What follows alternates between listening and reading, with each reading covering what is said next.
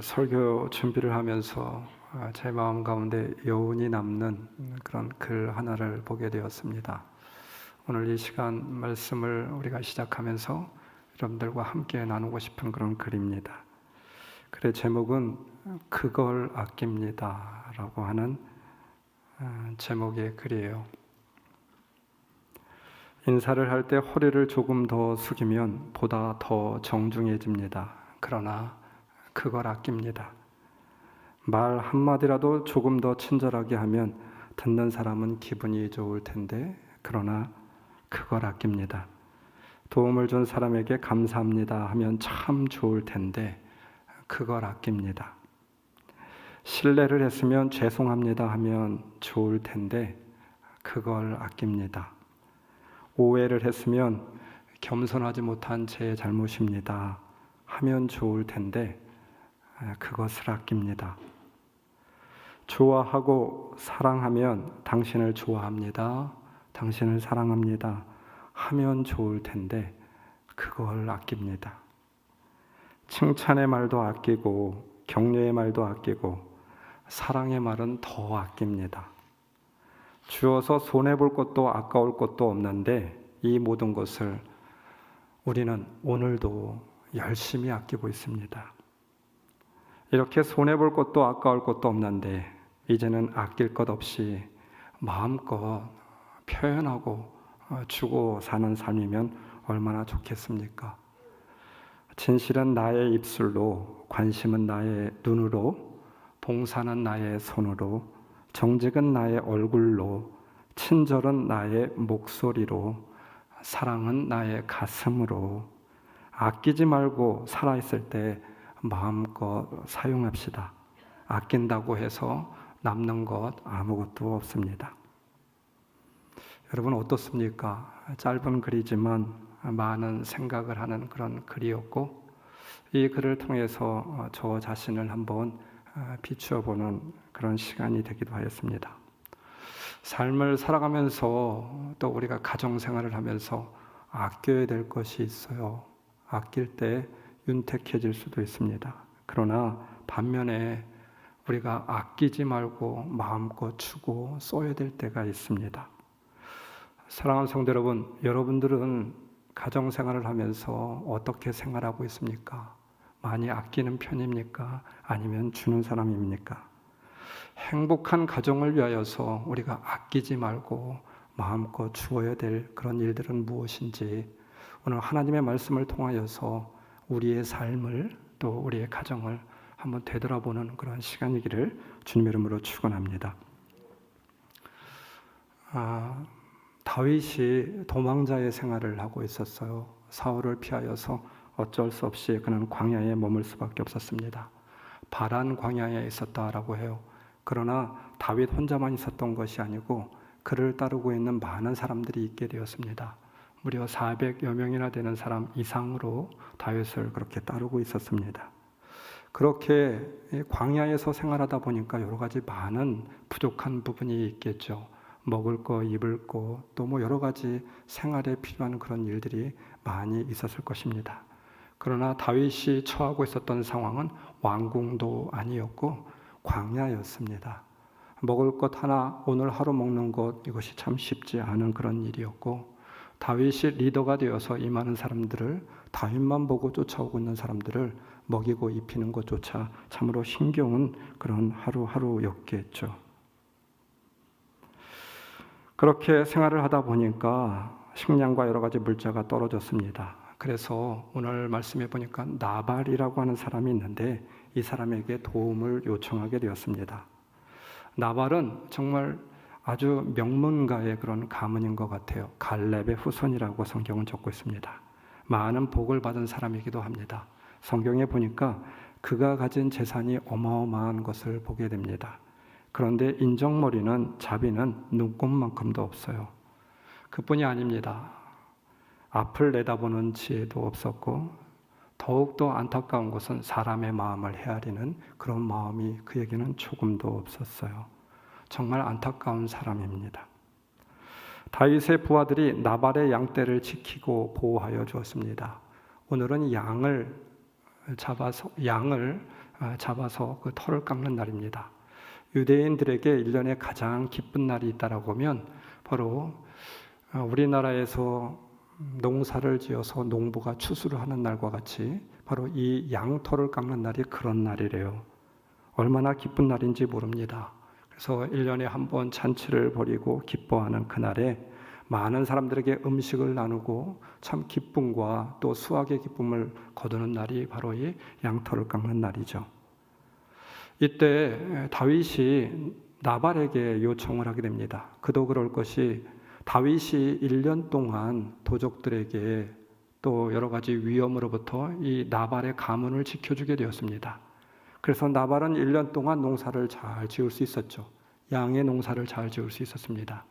양털을 깎게 되었습니다. 큰 수확과 아마도 큰 재물을 얻을 수 있는 그런 기회가 되었습니다. 그래서 나발에게 요청을 합니다. 우리가 1년 동안 우리의 그런 부하들이 당신 가문을 잘 지켜줘서 이렇게 큰 수확을 거두게 되었으니 우리에게 좀 먹을 것을 나눠주세요. 필요한 것을 좀 주세요. 이 기쁜 날에 함께 기쁨을 누리기를 원합니다. 나발에게 요청을 하게 되었습니다. 그런데 정작 나발은 다윗의 부하들이 이렇게 요청을 하게 되자 지독히 무례하게 대하게 되었습니다. 식량은 주지 않아도 상관이 없었는데 다윗의 부하들에게 가서 너의 두목 다윗에게 말하라 라고 이야기를 하면서 나는 너희가 도대체 누군지 모르겠다. 내가 언제 너희들 보고 도와달라고 했느냐? 너희들이 도와준 것이 무엇이냐? 요즘은 종들이 주인에게 도망쳐가지고 뛰쳐나온 그런 세상이 되었다라고 하는데 바로 다윗과 너희들이 그런 사람들이 아니겠느냐? 너희들은 노예에 불과하고 지금 도망자 생활을 하고 있는 것이 아니겠느냐? 간접적으로 이렇게 다윗을 모욕을 주게 되었습니다. 공개적으로 비난하고 면박을 주고 있었던 것이었죠. 사무엘기 25장은 여러분 이렇게 시작하고 있어요. 25장에서 사무엘이 죽었다 이렇게 말하고 있습니다. 이 말에 큰 의미가 있어요. 무슨 말입니까? 사무엘이 다윗에 기름을 부었잖아요. 다윗을 인정하는 사람 사무엘밖에 없습니다. 하나님께서 이 사무엘을 통하여서 다윗에게 큰 도움을 주고 다윗을 왕으로 삼기를 원하였습니다. 그런데 그 사무엘이 죽게 되었습니다. 다윗은 의지할 데가 없었어요. 정말 울고 싶은 그런 심정이었습니다. 어떻게 해야 되나? 지금 도망자의 생활이고 바로 그러한 때 나발이 우는 사람의 뺨을 때린 꼴이었습니다. 격한 말로 다윗의 감정을 그렇게 상하게 만들게 되었죠. 여러분, 다윗처럼 온유한 사람이 어디 있습니까? 사랑이 많은 사람이 어디 있습니까? 그런데 이 한마디 말에 마음을 거스르고 마음을 상하게 하는 이 말에 다윗이 완전히 사람이 변하게 되었습니다. 비극적인 일을 벌이려고 하고 있습니다. 인간관계의 틀어짐은 별것 아닌 것 같아요. 그렇지 않습니까? 나발의 실수는 상대의 마음을 헤아리지 못하였습니다. 나발의 뜻, 시들다, 세잔하다, 어리석다. 히브리어로 나벨에서 유래한 말입니다. 우리가 잘 알고 있듯이 어리석은 자, 미련한 자입니다. 성경은 어떻게 이렇게 이름까지도 그렇게 표현하고 있는지 몰라요. 나발은 나만을 강조하고 살았던 사람입니다. 나 외에 아무것도 없어요. 먹는 것, 생각하는 것, 삶을 살아가는 기준도 나 외에 다른 사람이 없는 것 같아요. 누구를 생각하고 누구의 마음을 헤아리고 공감하고 이런 마음이 전혀 없었습니다. 이것이 바로 나발의 실수였고 나발의 죄였죠. 공감의 부재, 그의 미련함이었습니다. 망할 수밖에 없는 죄목이었죠. 그런 반면에 아비가일은 어떠합니까? 그녀가 처음 다윗에게 나와서 보인 행동은 무엇이었습니까? 다윗이 기뻐한 것은 아비가일이 가져왔던 그런 물질이 아니었습니다. 떡덩이도 아니었어요. 재물이 아니었습니다. 무엇이었습니까? 다윗의 마음을 보듬는, 다윗의 마음을 헤아리는 그 마음이었어요. 다윗 왕이시여 기억하십시오. 당신이 곧 하나님께서 당신을 왕으로 세워주셨는데 하나님이 당신과 함께하여서 큰 전쟁을 많이 치렀지 않습니까? 얼마나 큰 승리가 있었습니까? 그리고 당신은 곧 이어서 왕이 될 것입니다. 이 나라의 왕이 되었을 때 오늘 같은 이 비극적인 일을 만 백성이 알게 된다라고 하면 백성들이 어떻게 당신을 생각하시겠습니까? 왕의 정체성, 왕의 정당성, 이것을 먼저 헤아리십시오. 왜 작은 일에 일희일비하고 있습니까? 라고 아비가일은 간절히 무릎 꿇고 다윗에게 간청하고 있어요. 이 말에 다윗의 마음이 풀어지게 되었습니다. 용서와 관계의 회복이 여기로부터 일어나게 되었죠. 여러분, 별것 아닌 것 같아요. 사람의 마음을 잘 보듬고 헤아리는 것, 여기로부터 인간관계의 모든 출발점이 시작되는 거 아니겠습니까? 가정생활을 하면서도 마찬가지입니다. 서로 언쟁을 벌일 때, 갈등이 있을 때, 아내와 언쟁을 벌일 때 이것 하나만 잘하면 된다라고 해요. 아, 그렇구나. 그래서 그렇구나. 굳이 말로 하지 않아도 돼요. 아니, 말로 표현한다라고 하면 한마디만 하시면 됩니다. 아, 그렇구나. 눈을 쳐다보면서 고개를 끄덕이면서 아, 그렇구나. 아, 그래서 속이 상하였구나. 그런데 남편들은 그 한마디를 못하는 것 같아요. 더 안타까운 것은 아내들은 더 못해요. 여러분, 그러지 않습니까? 배우자의 마음에 와닿지도 않는 변명을 하려고 하고 있고 자신의 입장만 말하려고 하고 있습니다. 갈등을 잠재울 수 있는 방법은 단 한마디, 아, 그랬구나. 그래서 속상했구나. 고개만 끄덕이면 됩니다. 누구의 말인지 아십니까? 저의 이야기예요. 결혼 초창기에 아내가 늘 저에게 하였던 말입니다. 아, 그랬구나. 왜 그 한마디를 못하냐고. 요즘은 제가 좀 터득을 했습니다. 아, 그렇구나. 진지하게 제가 연기까지도 합니다. 그러면 아내가 말해요. 마음을 담아야지. 아, 그렇구나. 말로만 하지 마시고 아내의 마음을 헤아리는 진심을 담아서 아, 그렇구나. 그래서 그렇구나. 공감하고 헤아리면 여기에 모든 것이 다 녹아지게 돼요. 여러분들 집에 가서 한번 해보십시오. 제가 이 공감이라고 하는 설교를 할 때마다 단어를 떠올릴 때마다 늘 머릿속에 떠오르는 그런 일화가 있습니다. 지성에서 영성으로 라고 하는 책을 썼던 이어령 교수가 감동에 대해서 이런 이야기를 하더라고요. 여러분, 동물 중에 이 동물도 굉장히 공감이 중요한데 낙타라고 하는 동물이 있는데 이 낙타는 굉장히 비정한 동물이래요. 물론 다 그런 것은 아니지만 일부 낙타는 자신의 새끼를 낳게 되었을 때 젖도 물리지 않고 젖을 먹으러 오게 된다고 하면 어미가 발로 차서 정말 그렇게 배를 골마서 죽게 만드는 그런 아주 비정한 낙타가 있다고 합니다. 그래서 프랑스 말에는 낙타 같은 인간 그러면 최악의 그런 욕이래요. 욕 중에서 가장 나쁜 욕. 너는 정말 낙타처럼 그렇게 비인간적이고 자신만 알고 이기적인 그런 사람이고, 그래서 프랑스 사람들은 이 낙타와 같다라고 하는 말을 들을 때마다 굉장히 모욕감을 느낀다라고 합니다.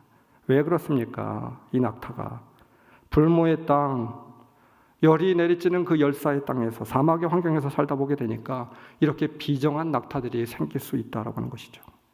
이럴 때 몽골 사람들이 이러한 비정한 낙타를 고치는 방법이 있다고 합니다. 이런 매정한 어미를 다스리는 독특한 비방을 가지고 있는데요.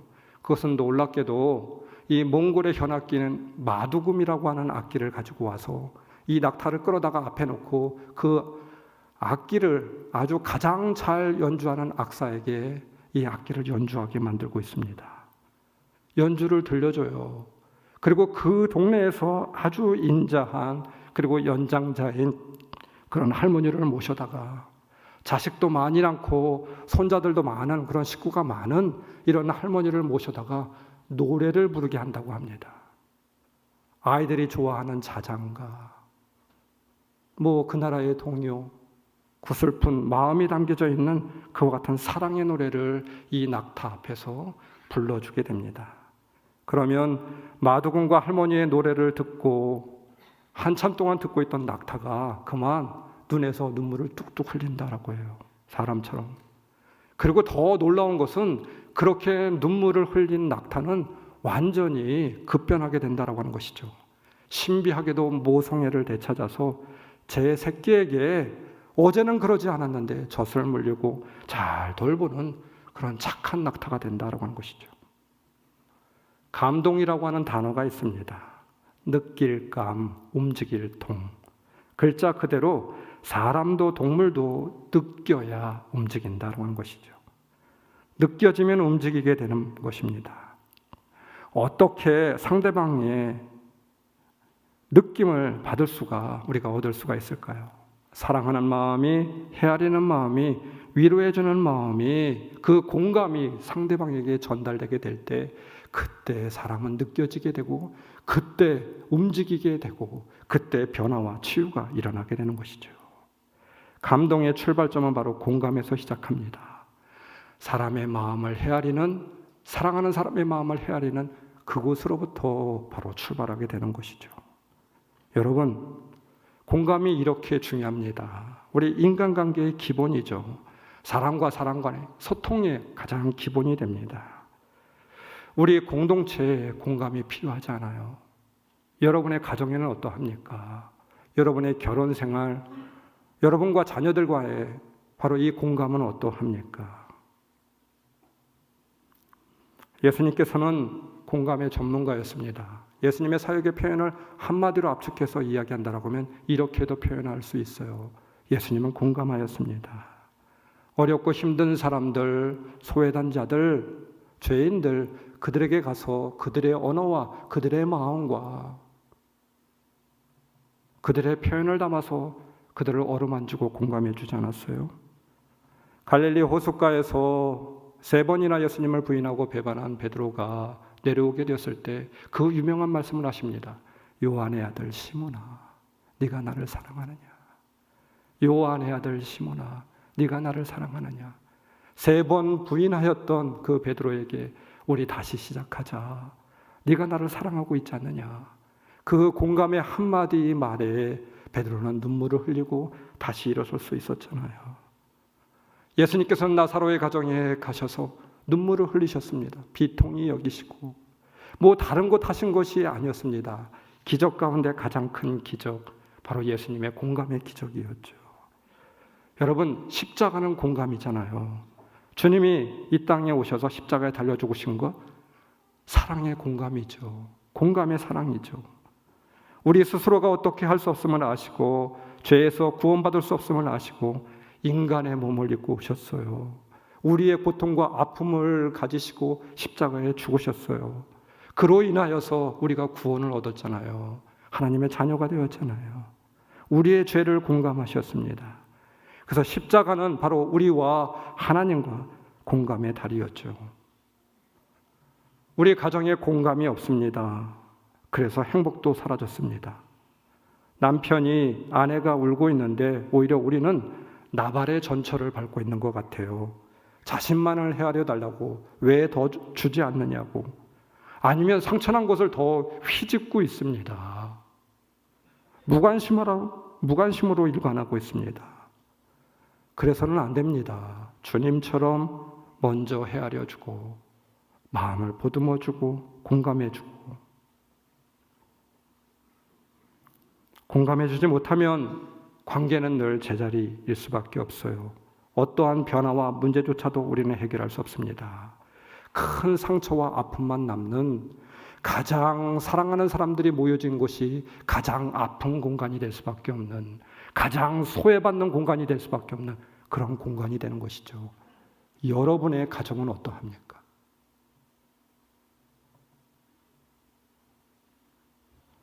결국 다윗은 급기야 폭발할 수밖에 없었잖아요. 나발 때문에 위기가 찾아올 수밖에 없었습니다. 우리 교회 한번 오셨던 이인호 목사님이 이런 말씀을 하시더라고요. 자신이 사랑의 교회에서 부목사 생활을 하게 되었을 때 옥하는 목사님이 청년 사역을 맡기게 되었다고 합니다. 그러다가 한참 뒤에 어른 사역을 맡기게 되었는데 처음 주셨던 사역은 금요 철야 기도회, 금요 철야 기도회를 인도하는 사역이었습니다. 나름대로 금요 철야 기도에 나와서 기도하고 기도 제목을 올려놓고 기도하는 그분들의 마음을 이해하려고 하였지만 잘 공감이 되지 않았다라고 해요. 노력을 하였지만 계속 헛돈다라고 하는 느낌이 들게 되었습니다. 그러던 가운데 한참 교회에 중요한 사역이 많아서 새벽부터 밤늦게까지 일하고 집으로 돌아가는 날이 많았습니다. 몸이 무리를 했는지 간이 나빠져서 6개월 이상 치료를 받아야만 했습니다. 굉장히 힘들고 공고한 나날이었습니다. 그 즈음에 셋째 아이가 태어나기도 하였습니다. 고단한 날들의 연속이었죠. 교회도 사역도 가정도. 그러던 중에 설상가상으로 아버지가 치매에 걸리시게 되었는데 치매에 걸리셨다가 중풍으로 쓰러지시게 되었습니다. 10개월 이상 입원 치료를 받으셔야 됐고 10년이 지난 지금도 그 병세가 호전이 되지 못하고 있다고 해요. 더 안타까운 것은 그 즈음에 사랑하는 여동생이 그만 이혼하는 아픔을 겪게 되었습니다. 그렇게 중풍으로 쓰러진 아버지 그리고 이혼한 여동생, 참으로 삶이 힘들고 어려웠습니다. 힘들다 보니 기도할 수밖에 없었어요. 오직 하나님의 긍휼만을 의지하며 설교 준비를 하고 말씀을 전하였는데 성도들의 반응이 또 자신의 반응이 예전보다는 좀 다른 것 같았습니다. 눈물을 흘리며 위로받고 기도하는 성도들을 볼 수가 있었어요. 아, 나의 고난의 경험을 통하여서 성도들이 또 이렇게 공감이 되어지는구나 이런 생각을 하게 되었습니다. 그런데 이와 같이 어려운 일은 거기서 끝난 것이 아니었어요. 어느 날 아침 당시 6살이던 큰딸 아이의 눈을 보니까 눈동자가 좀 이상합니다. 동네 병원에 깜짝 놀라서 데리고 갔는데 의사가 우리 병원에서 고칠 것이 아니라 큰 병원으로 빨리 데리고 가셔야 된다고. 그래서 삼성의료원에 데리고 가게 되었습니다. 진단을 받았는데 급성 감염, 간 수치가 2000이 넘었다라고 해요. 정상 사람의 수치는 30에서 40 정도가 정상이라고 합니다. 그런데 아이가 2000이 넘었다라고 해요. 당장 입원을 시키고 몇 주간이나 지켜보았는데 차도가 없었습니다. 그러면서 의사가 하는 말이 참 힘들겠다고. 간 이식 이런 말까지 이 어린아이에게 그런 말까지 꺼내기 시작하였습니다. 마음이 무너져 내렸습니다. 어떻게 해야 될지 모르게 되었어요. 그동안 많은 어려움이 있었지만 자신의 딸이 이렇게 속절없이 갑자기 큰 병에 걸리니까 어떻게 할 줄을 몰랐어요. 그래서 금요 기도해도 다른 부목사님에게 넘기고 자신은 그 기도회에 앉아서 그냥 기도만 하고 있었다라고 해요. 기도회가 끝날 무렵 환자들의 이름이, 성도들의 이름이 적힌 화면을 보며 중보 기도를 하는 시간이었습니다. 그런데 가장 제일 첫 번째로 올라왔던 성도의 이름이 바로 자신의 딸, 목사님의 딸의 이름이 거기에 올라와 있었다라고 해요. 하나님, 왜 나의 사랑하는 딸의 이름이 저기에 있어야 되는지 가슴이 무너졌습니다. 아팠습니다. 그러면서 한 가지 정말 중요하게 자신의 목회 가운데 터닝 포인트를 이뤘던 중요한 깨달음이 있게 되었다라고 해요. 여기에 환자의 이름을 올려놓고 기도하는 성도들의 심정이 바로 나의 심정, 이 심정이었구나. 솔직히 이제까지 자녀를 위해서 기도 부탁을 하게 되었을 때 그 안타까운 마음으로, 어미의 마음으로 기도 부탁을 하였을 때 기도는 해주었지만 그 어머니의 마음과 동일하지 못했다라고 하는 거예요. 암으로 죽어가는 남편을 바라보면서 목사님 기도해 주세요 라고 하였을 때 그 아내의 마음을 잘 공감하지 못했다라고 하는 것입니다. 우리 어머니를 위해서 기도해 주세요. 부탁할 때 그 자녀, 그 아들의 마음을 잘 몰랐다라고 하는 것입니다. 그저 열심히 기도할 뿐이었습니다. 그러나 그날 이후 처음으로 그들의 마음이 느껴져서 하나님 앞에 많이 회개했대요.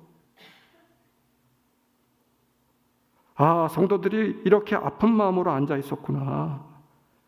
기도해 주는 것 이렇게 간절하고 절실하게 여기고 있었구나. 나의 딸의 고통을 통해서 비로소 고통받는 성도들을 조금이나마 이해할 수 있었고 목회가 어떻게 해야 되는지 조금 이해될 수 있었다라고 해요. 저도 목회를 하면 할수록 점점 더 깨닫는 것이 있습니다. 목회가 무엇일까에 대해서 생각해 봅니다. 성도들의 문제와 갈등을 목회자가 해결해 주는 것이 아니죠. 제가 해결할 수도 없습니다. 제가 깨달은 것이 있습니다. 그래, 목회라고 하는 것은 성도들과 같이 울고, 같이 웃고, 같이 아파하고, 다른 무엇을 하는 것이 아닙니다. 고치는 건 하나님이 하시죠. 기적을 일으키는 건 하나님이 하시는 것입니다. 그럼 목회자, 나는 무엇을 해야만 됩니까? 그렇습니다. 성도들과 함께 같이 울고, 성도들과 함께 기뻐하고, 같이 웃고, 성도들의 마음으로 같이 기도하고, 이것이 목회이지 않을까? 여러분, 교회가 할 일도 마찬가지라고 믿습니다. 이웃과 사회에 대해서 우리가 무엇을 할 수 있겠습니까? 뭐 대단한 일을 하겠습니까? 사회에 있는 이웃들이 우리에게 요구하는 것, 우리 교회에게 요구하는 것이 무엇입니까? 그들의 마음을 갖고 그들과 함께 아파하고 웃고 같이 기도하고, 이것이 우리가 해야 되는 그런 일이겠죠. 나발과 같은 사람, 나발과 같은 공동체, 나발과 같은 그런 가정이 되어서는 안 됩니다. 여러분, 사랑하는 가정에 공감이 빠진다라고 하면 메마른 가정이 될 수밖에 없어요. 얼마나 몸이 건조합니까? 나만 알고 나의 생각만 있고, 그러한 메마른 가정에 아름다운 꽃, 열매가 맺을 수가 없겠죠. 우리의 가정 가운데 공감의 물을 주어야 합니다. 아름다운 가정은 공감의 물로 꽃과 열매를 맺게 됩니다. 사랑하는 성도 여러분, 여러분의 부부간에, 부모와 자녀 간에 공감의 다리가 놓여진 그런 복된 가정이 되시길 주님의 이름으로 축원합니다. 여러분들을 통하여서 여러분들의 가정이 복된 가정, 천국과 같은 그런 가정으로 바뀌어지시기를 주님의 이름으로 축원합니다. 복된 가정에 꼭 있어야 될 것이 있어요. 나발이 아닌 아비가일이 되어야 됩니다. 말씀 28절, 이 종의 허물을 용서하여 주십시오. 말씀을 묵상하면서 이 단어가 얼마나 중요한지, 가장 중요한 단어, 여기에 포인트가 있습니다. 아비가일이 다윗을 찾아와서 용서를 구합니다. 아비가일, 자신이 지은 죄도 아닌데 나를 좀 용서해 주세요. 남편을 대신하여서 용서를 구하였습니다. 또한 이 아비가일의 용서에 대하여서 다윗이 용서를 해주게 되었습니다. 그러하기에 여러분, 아비가일뿐만 아니라 다윗도 살 수가 있었습니다. 아비가일의 말을 듣고 만약 다윗이 용서하지 않았다라고 하면 1년 중 가장 기쁜 날에 가장 비극적인 날이 되었을 것입니다. 다윗이 왕이 되었을 때 씻을 수 없는 5점 잘못을 범하는 날이 될 수밖에 없었어요. 여러분, 오늘 말씀은 다른 무엇을 이야기하는 것이 아닙니다. 이 다윗의 사건을 통하여서, 다윗이 만났던 이 사건을 통하여서 우리들에게 전달해주고자 하는 하나님의 메시지가 있어요. 그것은 무엇입니까? 은혜입니다. 용서하는 자에게 은혜를 주시겠다. 먼저 용서하는 자에게 은혜를 주시겠다. 용서를 베푸는 자에게 은혜를 주시겠다. 이 말씀을 하고 있는 것이 아닐까요? 은혜가 어떻게 오는지에 대해서 설명을 하고 있습니다. 오늘 말씀 가운데 여러분들은 어느 말씀이 제일 많이 들어오고 있습니까? 다윗입니까? 아비가일입니까? 나발입니까? 아니에요. 성경은 그것을 말하고 있는 것이 아니에요.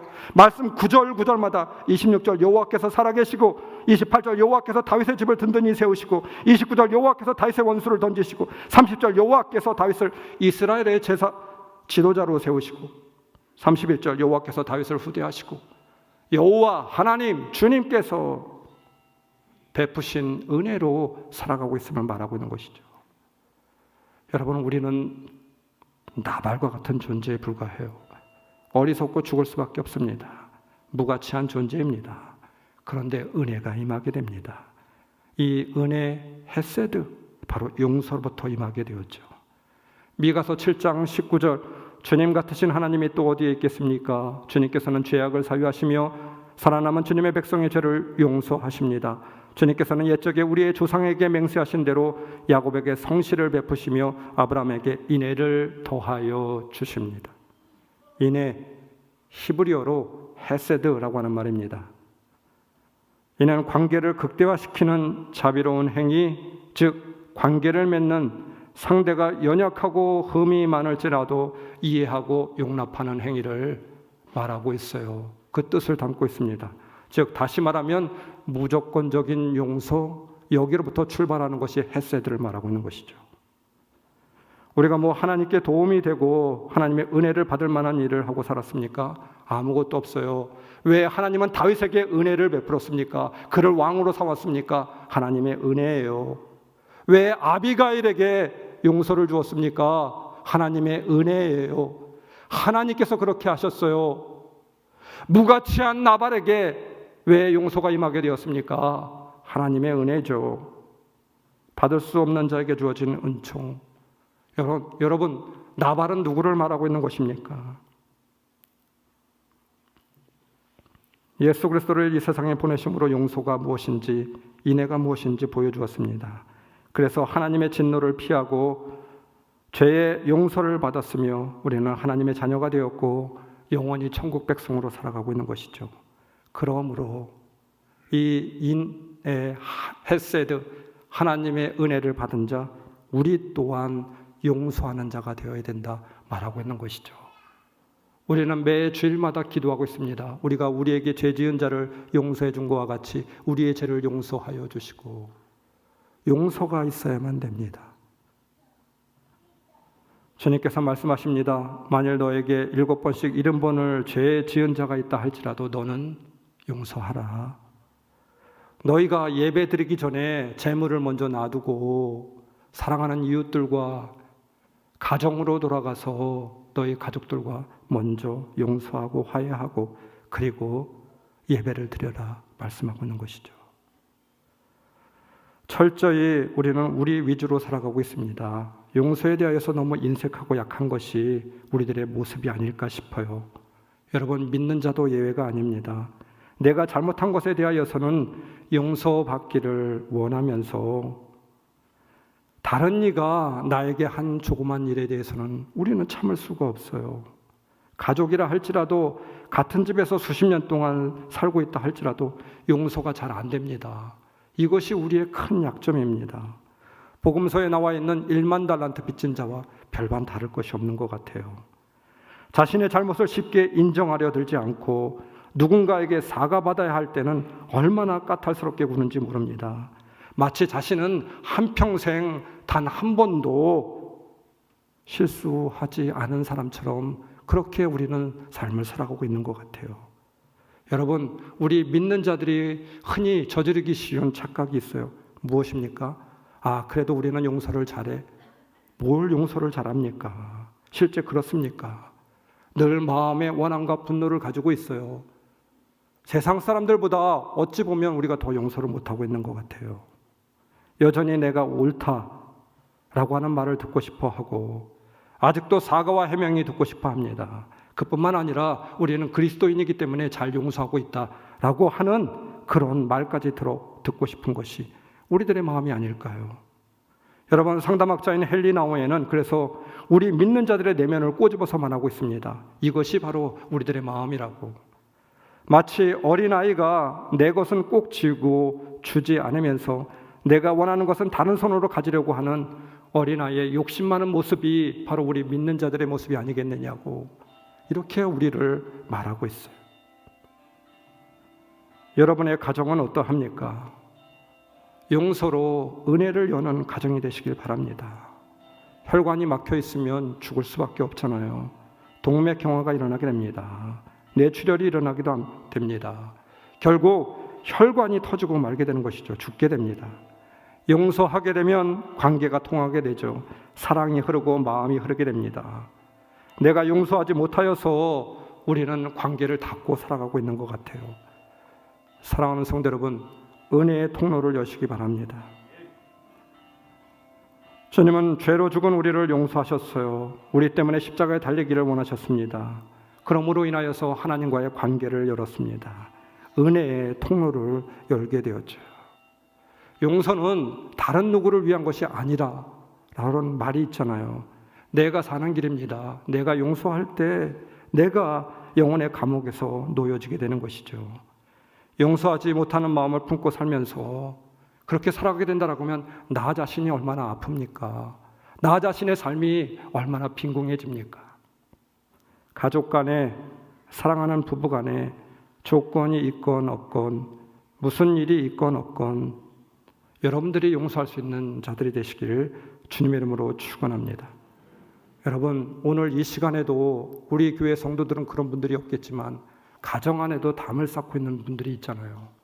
용서하지 못하고 살아가는 그런 사람들이 있습니다. 가족 간에, 친지 간에, 이웃은 고사하고. 여러분, 우리가 용서해야만 됩니다. 그것이 내가 사는 길이죠.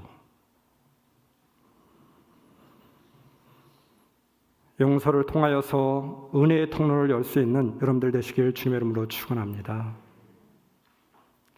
삶으로 배우는 것만 남는다라고 하는 책 가운데 김효세 목사님이 이런 간증을 실었어요. 목사님의 아내는 초창기에 목사였던 남편 김효세 목사님에게 너무 실망하게 되어서 이혼을 결심하려고 하였습니다. 도대체 이런 남편을 내가 어떻게 알고 믿고 결혼을 하게 되었나? 너무 실망하게 되었어요. 한밤중에 아내의 울부짖는 그런 울음이 터지게 되었습니다. 목사님께서 어떤 행동을 하였는지는 저는 잘 모르겠지만 그 아내의 마음이 좀 읽혀지게 됩니다. 이렇게 적고 있더라고요. 자신의 행위가 옳은 것이 아니고 어리석고 아내의 기대에 못 미치는 일들 뿐이었음을, 아내의 마음을 상하게 만들었고 늘 반복하는 그런 일들이었고, 목회자로서도 아내나 성도들에게 너무나도 부끄러운 모습을 갖고 있었다고. 그러나 지금까지 살아오면서 이토록 마음을 갈기갈기 찢어지게 했던 말은 없었는데, 아내가 이제 이혼하자고, 나는 더 이상 당신을 믿을 수가 없다고, 당신 같은 사람하고 살고 싶지 않다고, 그 말에 억장이 무너진 것 같은 그런 마음이 들게 되었습니다. 기도하였습니다. 하나님, 어떻게 하면 좋을까요? 한참 동안 기도하는데 예수님께서 목사님의 영혼에 이렇게 말씀하시는 것 같아요. 그래, 요셉아, 너는 믿을 것이 하나도 없는 존재지. 실수투성이고 못됐고 실망을 줄 뿐이고, 그렇지만 너는 혼자가 아니야. 네 안에 성령님이 살아있잖아.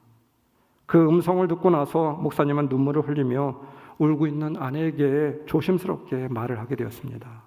여보, 정말 맞아. 당신이 생각하는 사람 바로 나야. 당신 말 인정하고 싶지 않지만, 하지만 내가 봐도 난 정말 믿을 수 없는 그런 존재야. 그런데 여보, 나에게 단 한 번만 기회를 주면 안 될까? 한 번만 용서해 주면 안 될까? 내 안에 악하고 추한 재성만 있는 게 아니잖아. 내 안에 살아계신 예수님의 영이 계시잖아. 당신이 신뢰하는 것이 나 혼자라고 하면 믿을 수 없는 것이 당연하지만, 내 안에 계시는 성령님은 믿을 수 있는 분이기 때문에 당신이 나를 용서해 주면 안 될까? 우리 안에 착한 일을 시작하시고 다시 오실 예수님, 내 안에 그분의 형상을 완성하실 예수님을 신뢰한다라고 하면 우리 부부관계에도 소망이 있지 않을까? 나를 좀 용서해 줘. 눈물을 흘리며 아내에게 이야기했습니다. 아내는 조용히 고개를 들더니 눈물이 가득한 눈으로 남편을 바라보게 되었습니다. 그런데 남편의 눈을 바라보는 아내의 눈에는 분노가 아닌 용서가, 절망이 아닌 소망이 흘러나오고 있었습니다.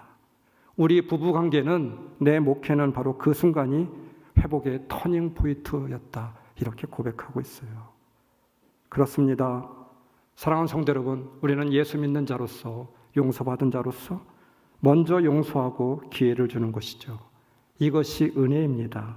은혜로운 가정이 될 수 있습니다. 복된 가정, 은혜가 머무는 가정이 되어야 되지 않을까요? 여러분, 여러분이 잊으신 것 같아서 다시 한번 말씀드립니다. 칭찬의 말, 우리가 그것을 아낍니다. 격려의 말, 그것을 아끼고 있는 것 같아요. 사랑의 말, 그것을 아낍니다. 용서, 그건 너무나도 더 많이 아끼고 있습니다. 아낄 것이 아닙니다. 열심히 넘치게 주어야 되지 않을까요? 흔들어 넘치게 우리 사랑하는 가족, 사랑하는 가정 가운데 이 은혜를 흘러넘치게 하여야 되지 않을까요? 사랑하는 성도 여러분, 주님이 바라시는 천국과 같은 가정, 바로 여러분들이 일구어 갈 수 있는 그런 귀한 가정이 되시길 주님의 이름으로 축원합니다. 하나님의 은혜가 여러분들의 가정 가운데 깃들기를 주님의 이름으로 축원합니다.